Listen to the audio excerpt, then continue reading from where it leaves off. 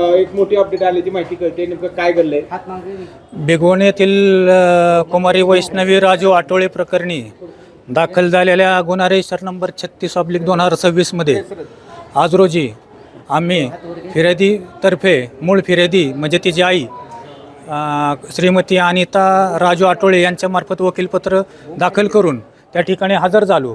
त्यावेळेसच कुमारी वैष्णवीस व्हिडिओ कॉन्फरन्सद्वारे VC द्वारे मेहरबान कोर्टापुढे हजर केलं आणि त्यावेळेस मेहरबान कोर्टाने तिला तिची संमती विचारली असताना प्रथमदर्शनी तिने सांगितलं की तिने आई आणि तिच्या मामासोबत जाण्याची इच्छा प्रदर्शित केल्यामुळे त्या अनुषंगाने कोर्टाने तिचा ताबा ह्या तिचा मामा आणि आई यांच्याकडे देण्याबाबत आदेश पारित केलेला आहे. आता मुलगी कुठं, आईकडे का मामाकडे? कारण दोन्ही म्हणजे आई आणि मामा वेगवेगळ्या ठिकाणी राहतात. आई आणि मामा वेगवेगळ्या ठिकाणी राहतात.